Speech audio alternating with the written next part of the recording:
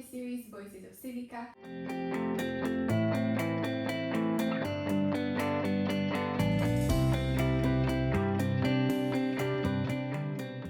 Today we are joined by Professor Flavia Turak, Head of Department for Digital Communication and Emerging Media at the National University of Political Studies and Public Administration, who is a leading researcher on digital disinformation, media literacy, and online resilience. Today we are diving into a topic which we have become particularly familiar with, that of disinformation. We will discuss what it is, how it spreads, how it's shaping European democracies, and what us as students can do about it. Professor Turak, thank you for being here today. Thank you for having me.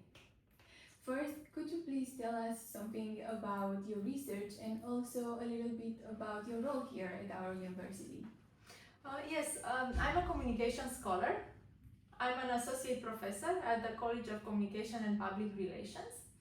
And I coordinate, as you mentioned, the department focusing on digital communication, emerging media. I also coordinate a master's program on these topics, digital communication and innovation. So I would say that I have my mind wrapped around questions regarding the impact of the digital platforms for the field of communication and for society. And of course, a lot of knowledge on our topic today. So first, I would like to start with the why behind your research. At what point did you decide that disinformation was the thing you wanted to pay attention to in your studies? I think it happened gradually and in a way naturally. I think it was around 2012, maybe 2014, somewhere around those dates, when I started to grow it was a personal interest in health misinformation online.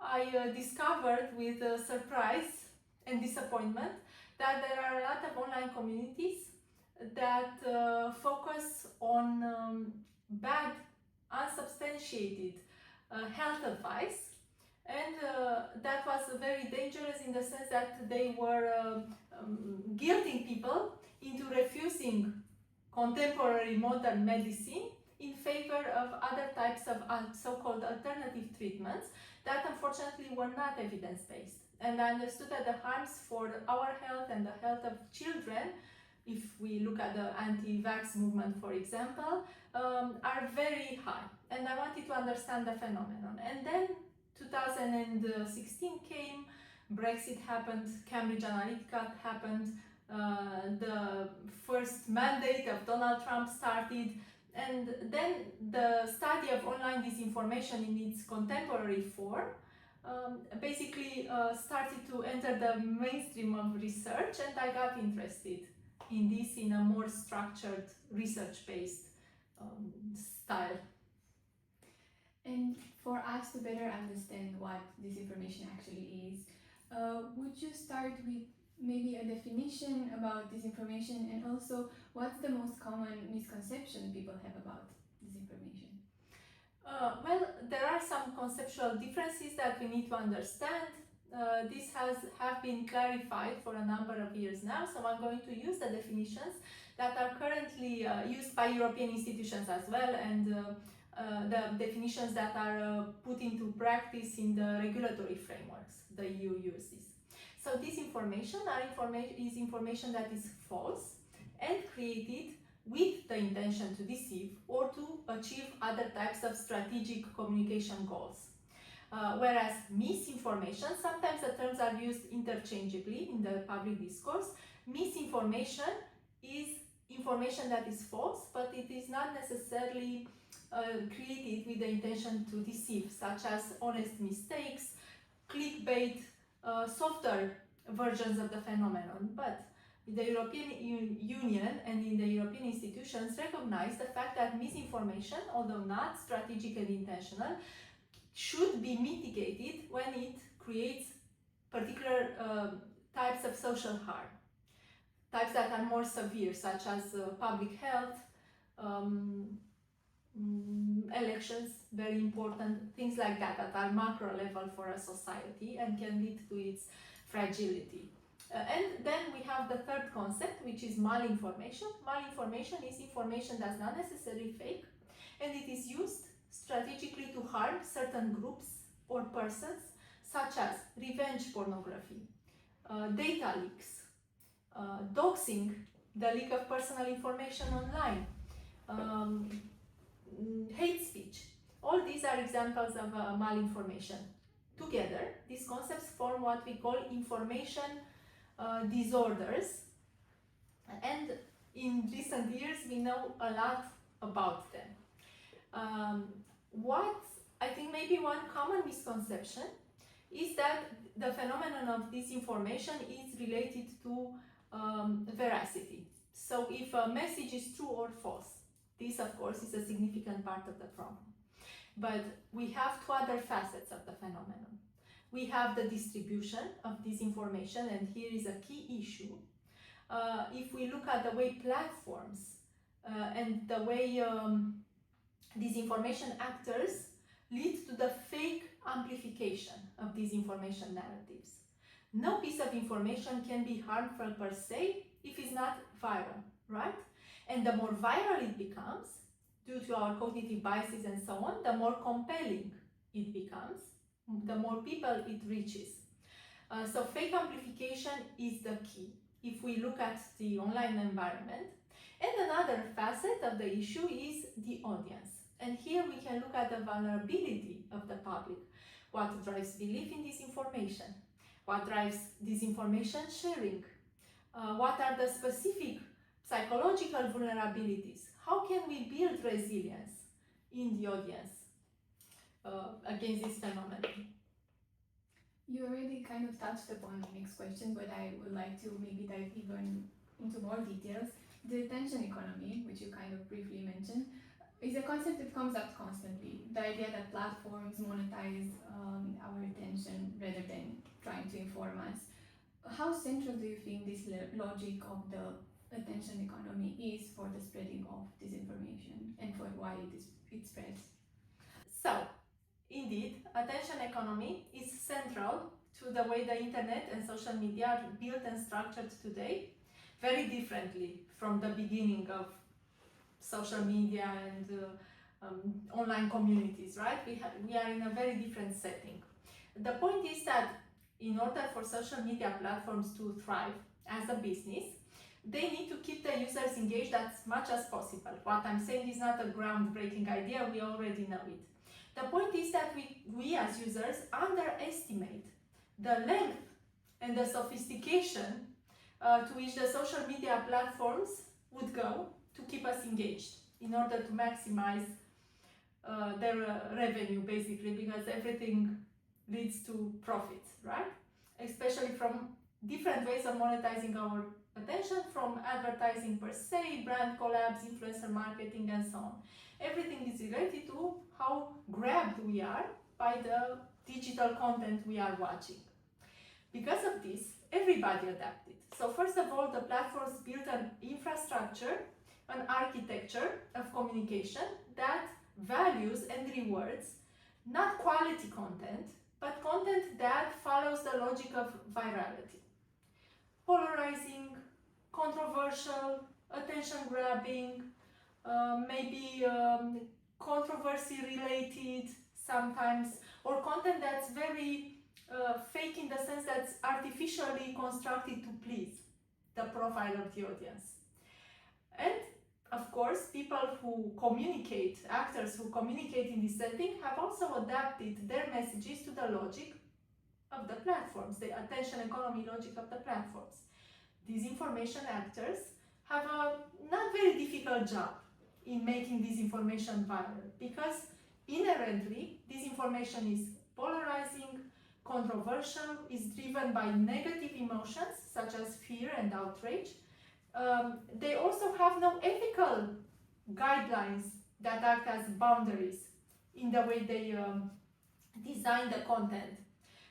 So on one hand, they make the messages very viral in their nature, and in the second step, these information actors can trick the algorithm to favor their content by at first mimicking virality to fake amplification, such as botnets or nets of pages and accounts that push the same message coordinately while covering their collaboration in this V, using trolls to stir up engagement, and at some point, if you are savvy enough as a disinformation actor, that content will snowball into genuine organic virality. So I think it's a symbiosis between the architecture of the platforms and the inherent features of disinformation. Regarding this architecture of the platforms, your research touches on how consumer data and behavior targeting enable disinformation. How sophisticated has this targeting become, and does the average social media user actually has a real sense of how much these platforms know about them? First of all, the platforms know very much about us. I think there is a growing awareness in the public sphere about the type of data platforms collect and how that data is being used.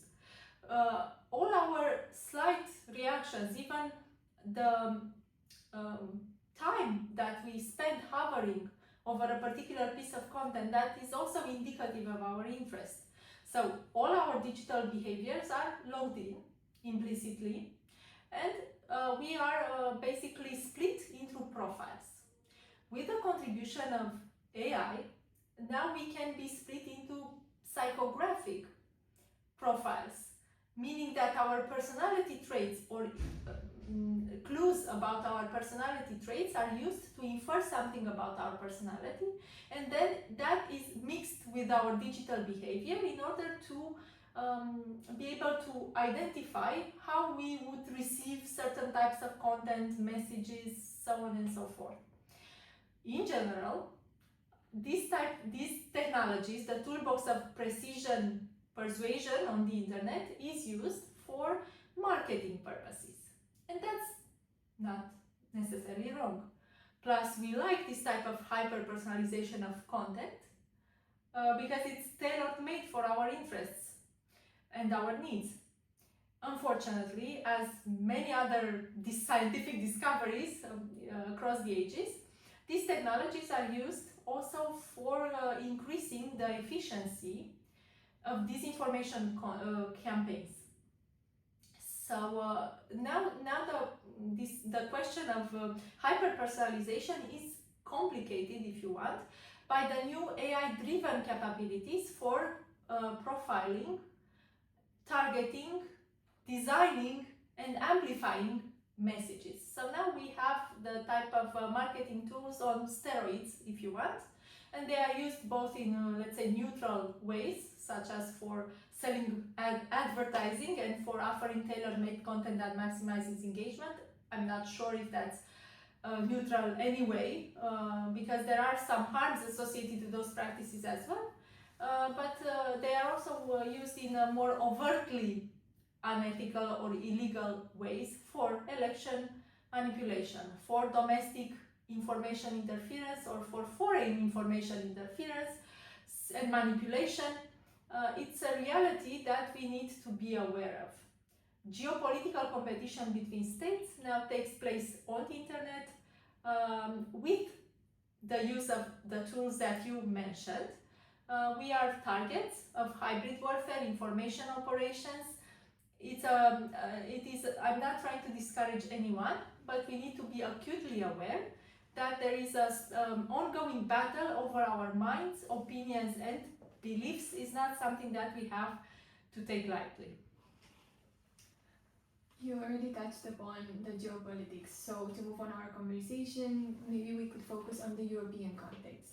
Europe has built a fairly ambitious regulatory framework with the DSA, the Code of Practice, but how effective do you think these measures are? First of all, I want to express my satisfaction that now in the European Union we have the most advanced framework for countering disinformation and for regulating internet services and the digital markets. This is very important for the end consumer, for all of us. However, these tools are not perfect. Why? First of all, because they were a result of an ongoing negotiation with all relevant stakeholders, including the big technology companies, or those companies negotiated very strongly the provisions of the Digital Services Act, for instance. Why? In any industry, it's costly to have to follow regulations, and sometimes it can diminish some of the returns. If we look at the industries of the past that were heavily unregulated, we see that at some point there was need for regulation because the benefits were lesser than the harms, if we look at the society, not the shareholders, right? This is why we need to regulate the internet. I would like to point out that we don't talk about the establishment of a Ministry of Truth. We don't talk about the establishment of censorship. What this type of co-regulatory framework wants to achieve is the opposite. We are not policing what people believe. These regulations want to make the information space less polluted, so that our right for access to unbiased information, our right to be protected from manipulation, to be enforced. That is the point. We are actually trying to get back a right that we have, and that's continuously infringed upon by multiple types of actors in multiple contexts. Regarding the efficiency of the regulation, enforcement is a little bit difficult. As I said, first of all, because the provisions were the result of negotiation and heavy lobby from the digital platforms. So some of the provisions could have been harsher, for instance, but in the end, they were a result of a negotiation, so you can assume the result is less radical. And on the other hand, we are just starting to enforce this regulation. There are still things that work less than ideal. And for instance, the Digital Services Act, for now, was not really able to prevent election interference, for instance. It was more reactive in nature. It works, but with limitations. If I am to give a short answer, in recent elections, Romania included, we know what happened in 2024 in Romania. We see that the prevention side is limited. One limitation is, for instance, the extent to which the digital platforms actually take risk management seriously. Why? Because one of the provisions of the Digital Services Act is to have very large online platforms obligated to engage in risk mitigation for different types of high systemic risks.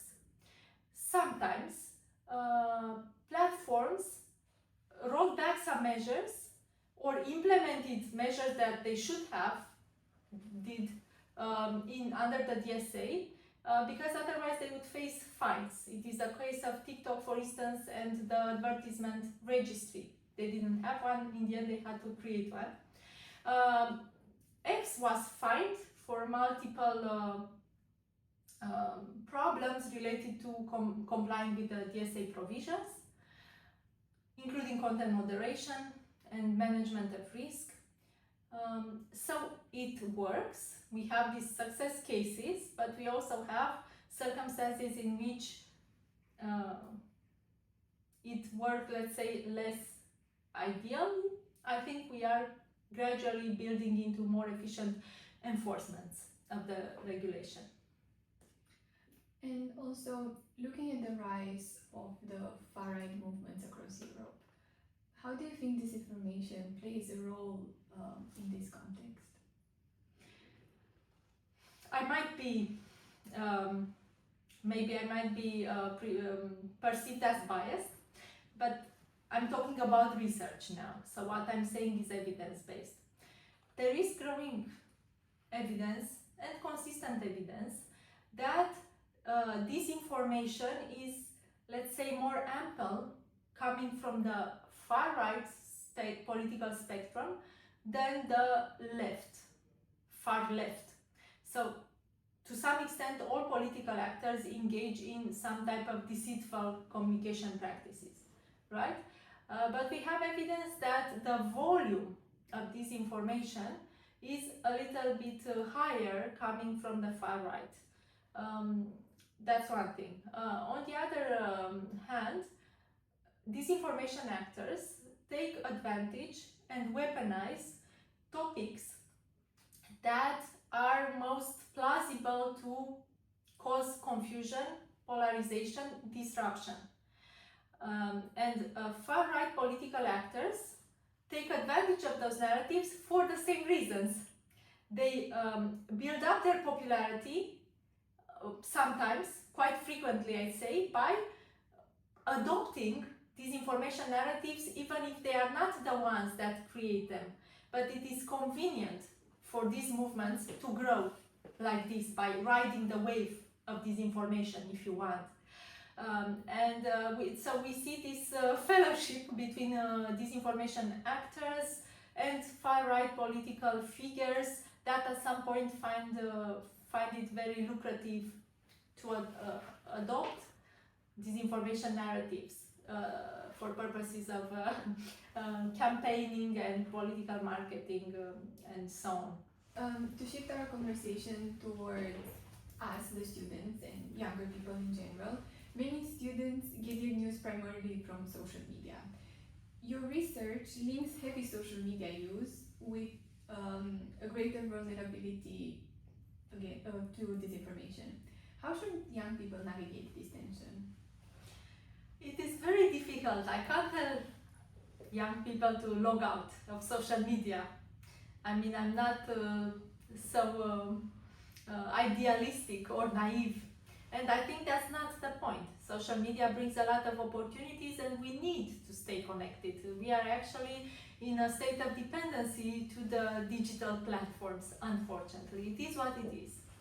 Research says that higher social media consumption indeed leads to, for instance, higher belief in conspiracy theories.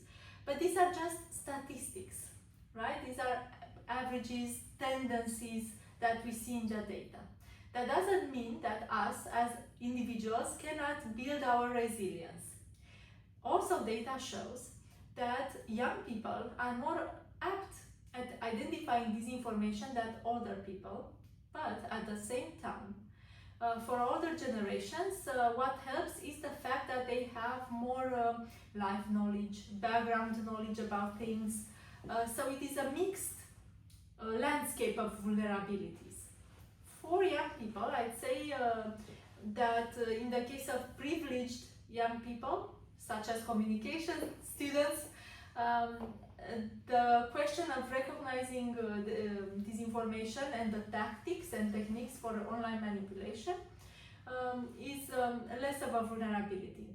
But think of other groups of young people.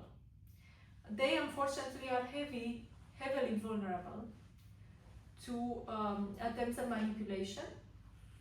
The question is that we need to have structural interventions to reach them.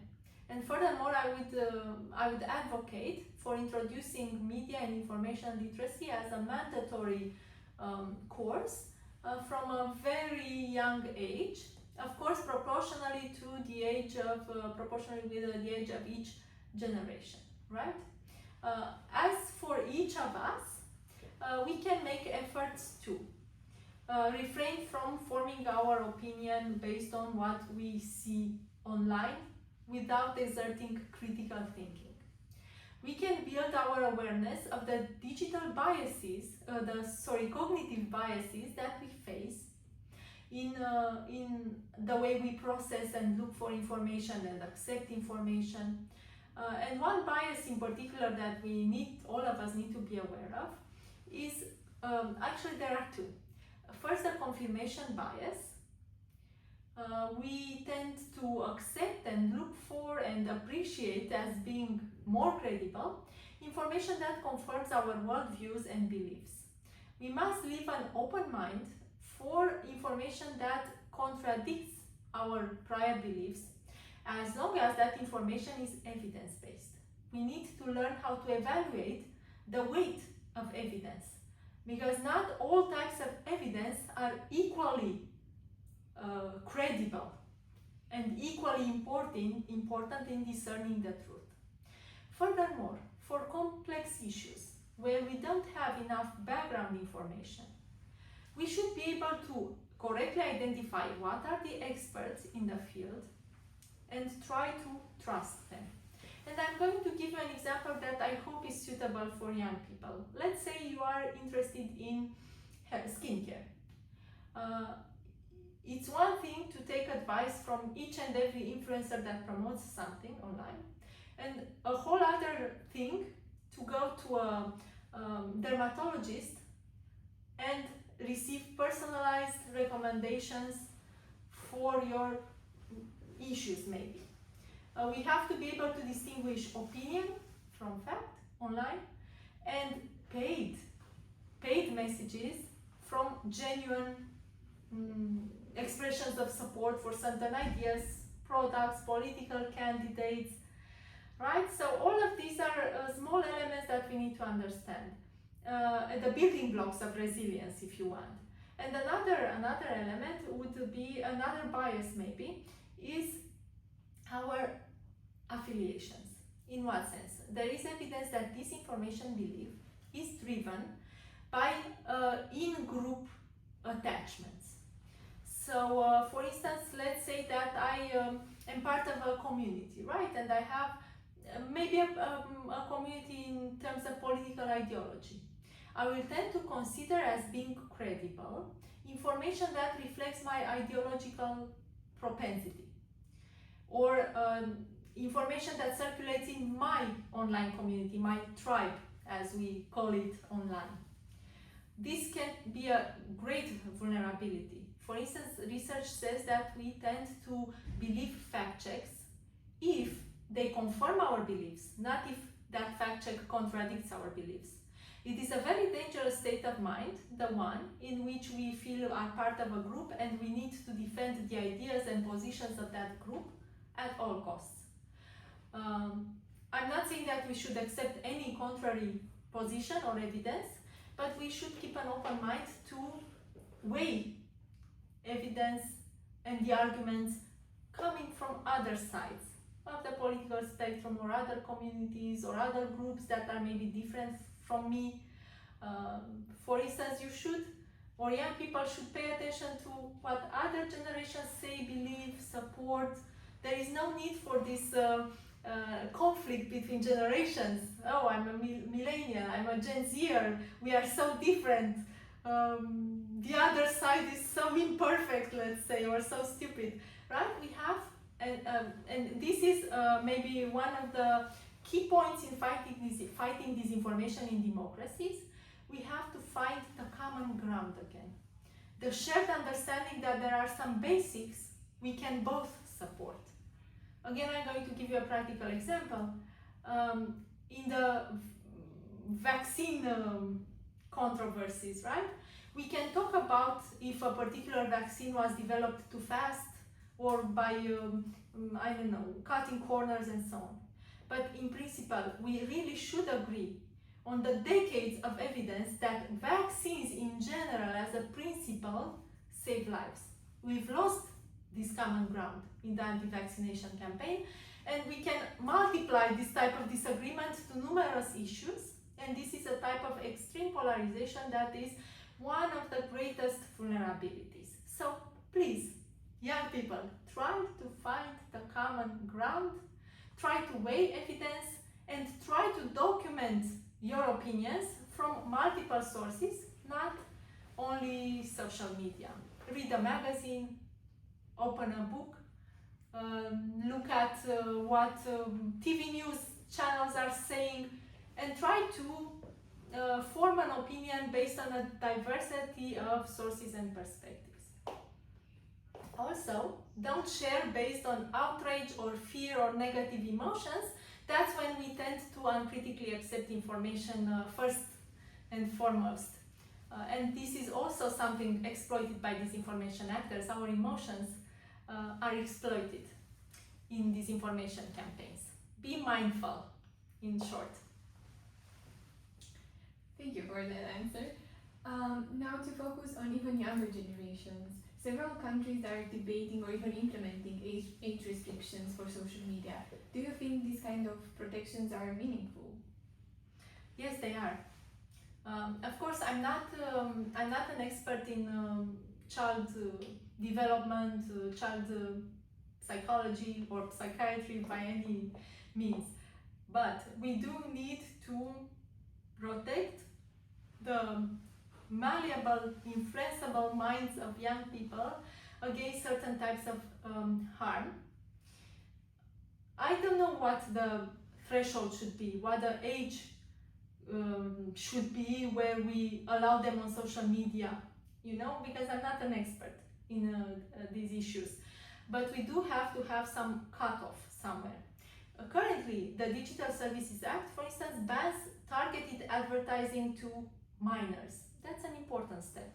But let's not forget that minors are exposed to messages, influence, advertising in other indirect ways. For instance, if they follow an influencer that makes advertisements to online gaming or vaping or I don't know what, I think parents also have a responsibility in knowing what their children do online. And I also personally disagree with unsupervised use of the digital platforms at early ages, although I do understand the struggles of parents who need time to solve things, or maybe there are parents who themselves are not aware of these issues. I'm not accusing anybody, but we do need to have a framework to clarify these issues. So an age limit for using social media is welcome in my opinion, although if we look at the debates in society, it does remain a controversial topic for some reason. Now let's talk about some maybe interventions. You've been involved in multiple EU-funded projects on media literacy interventions. What approaches have generally moved the needle? And are there some that look good on paper but not as good in practice? Media literacy works in general. It works especially coupled with pre-bunking or inoculation, and I'm going to explain in a minute. Pre-bunking starts from the idea that we can be exposed in a, let's say, contained manner to disinformation narratives that are debunked, pre-bunked actually, preemptively, disinformation tactics and tools and processes that are exposed for the audience. Maybe what we are doing now can work as a pre-bunking intervention, because that increases our resilience. After we learn more about these things, we are able to recognize them in practice when they actually happen. How to recognize AI slop, for instance, and understand how and when AI slop can be dangerous. Things like that are related to our exposure to information in everyday settings. Okay, so pre-bunking works. We have consistent evidence that it works. Media literacy also works, and media and information literacy means educational interventions that help people develop their digital skills and navigate, use media, find information, share information, create information in responsible manners, because we all produce information online. In conjunction, the two can work for the fight against disinformation. The limitations of media literacy is that they need a lot of resources. They usually need some type of media literacy framework. There are a lot of NGOs that are engaged in wonderful media literacy efforts, but without a systemic intervention at the educational level, for instance, these interventions are just a drop in the ocean. And furthermore, they need time to develop. They need a lot of resources, they need trained professors. So there are a lot of elements. Research on the efficiency of media literacy is also limited by the fact that many of the media literacy interventions whose impact is measured are very different from each other. So unfortunately, we don't have a golden standard now. But I think any type of meal can work, and we need to engage more efforts in this field for sure. And for instance, I think that is one of the reasons why when working with our students, I teach disinformation courses here at our university, and I see that our students are much more prepared to recognize at the end of the course disinformation patterns, tools, techniques. It matters a lot. A secondary problem with MIL is how do you reach audiences outside the education system? There are a lot of audiences that are heavily vulnerable to disinformation that are hard to reach with MIL interventions. They're not interested in that. You still need to collaborate voluntarily, right? To pay attention to those messages. How do you do that? Here, maybe pre-bunking and fact-checking and debunking, according to the life cycle of disinformation campaigns, can also bring, to some extent, positive change. And unfortunately, for the most radicalized audiences, including some radicalized young people, the possibility to get them back is much more limited. We are now getting closer to the end of our conversation, so I would like to pick your brain about the current developments. When you think about current developments, what is the thing you are most concerned about, and what should we be paying attention to? Definitely AI-driven disinformation. We don't realize how much AI changes the rules of the game. Today, AI is used in all the stages of a disinformation campaign, from surveilling the audience to being able to predict how certain profiles will react to certain themes, topics, messages, and also being able to engage in mass-scale amplification, creation and amplification of messages in more sophisticated ways now, ways that avoid detection better than in the past. So unfortunately, it's not we shouldn't think of AI as only a way to fake messages. As I said, it is involved in understanding the environment, pushing narratives, predicting the future success of narratives, fake amplification, creating bots that are now much more indistinguishable in behavior to real users. We are now in a whole other plane of existence with respect to disinformation campaigns, but not only that. The development of AI is exponential, meaning that it grows, develops qualitatively and quantitatively much more than the capacity of society to integrate it, to react to it, and to mitigate the risks. And now, as a last question, to maybe end things on a positive note, you have already given us quite a lot of advice to how to fight disinformation. But if you had one last advice for our students, for those who are listening right now, what would you say to them? Keep calm and carry on. No, just be mindful of the information you interact with. Don't share if you are not convinced of the veracity of that information. And if you gain some knowledge related to countering disinformation, recognizing manipulation, don't keep it for yourself. Talk to your peers, talk to your parents, talk to other generations, talk to vulnerable individuals in a friendly manner, and maybe we are able to spread greater awareness of, as I said, the battle that takes place over our minds and opinions every second. Thank you so much, Professor Dura. Thank you for your time and for sharing your expertise with us today. Thank you for having me. It was a pleasure. Keep an eye open to future episodes from our Voices of CIVICA podcast series.